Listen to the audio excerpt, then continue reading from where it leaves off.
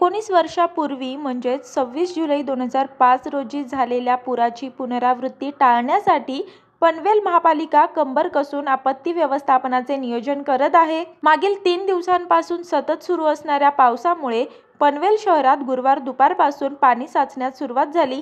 शुक्रवारी अतिवृष्टीची शक्यता हवामान विभागाने वर्तवल्यामुळे तोच दिवस आणि तीच वेळ पुन्हा येऊ नये यासाठी पनवेल महापालिकेने सर्वाधिक लक्ष समुद्रसपाटीपासून 2.5 मीटर खोल असणाऱ्या कळंबोली वसाहतीवर केंद्रित केले आहे। पनवेल महापालिका प्रशासनाच्या संपूर्ण यंत्रणेला आपत्ती व्यवस्थापनासाठी सज्ज राहण्याचे आदेश गुरुवारी आयुक्त मंगेश चितळे यांनी दिले। ज्या सखल भागात पाणी सर्वाधिक साचते त्या परिसरात लक्ष केंद्रित करण्यासाठी पालिकेचे कर्मचारी आणि अधिकाऱ्यांची प्रभागनिहाय नेमणूक केली गेली आहे। गुरुवारी पहाटेपासून सतत पाऊस पनवेलमध्ये सुरूच आहे। शहरातील पावसाच्या पाण्याचा निचरा समुद्रातील पाण्यात होण्यापूर्वीच समुद्रातही भरती मोठ्या प्रमाणात असल्याने पावसाळी नाले आणि रस्त्यांवर सखल भागात पाणी साचत असल्याने गुरुवारी सकाळपासून पालिका आयुक्त मंगेश चितळे यांनी सर्व विभाग अधिकाऱ्यांना 24 तास सतर्क राहण्याच्या सूचना दिल्या आहेत। कळंबोली वसाहत सिडकोने खोल वसवल्याने तेथे पाणी लवकर साचते, त्यामुळे पालिकेचे अतिरिक्त आयुक्त भारत राठोड यांनी कळंबोलीतील विविध भागांना भेट देऊन परिस्थितीची पाहणी केली। कळंबोलीमध्ये 29 मोटर पंपांच्या माध्यमातून रस्त्यावरील पाणी काढण्याचे काम सुरू आहे।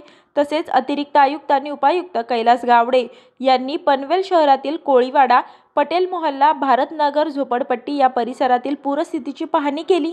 यासोबतच गुरुवारी गाढी नदीच्या पाणी पातळीत वाढ झाल्यामुळे कच्ची मोहल्ला आणि पटेल मोहल्ला येथील नागरिकांना सुरक्षित जागी उर्दू प्राथमिक शाळा येथे स्थलांतरित करण्यात आले। स्थलांतरित नागरिकांना चहा, जेवण, आरोग्य सेवा आणि पाण्याची सोय पनवेल महापालिकातर्फे करण्यात आली आहे। तसेच वैद्यकीय आरोग्य विभागाच्या वतीने मदत सुरू करण्यात आली आहे। चारही प्रभागातील प्रभाग अधिकारी पाणी साठण्याच्या घटनांवर लक्ष ठेवणार आहेत।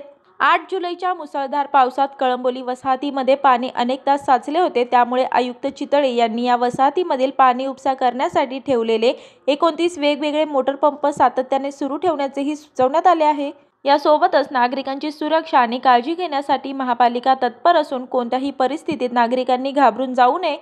महापालिकेच्या सर्व विभागांनी आपापसात समन्वय ठेवून अलर्ट मोडवर काम करावे, योग्य नियोजन करून उपाययोजना कराव्या, असे आयुक्त मंगेश चितळे यांनी सांगितले आहे। मी वर्षा काटेकर, योद्धा न्यूज, नवी मुंबई।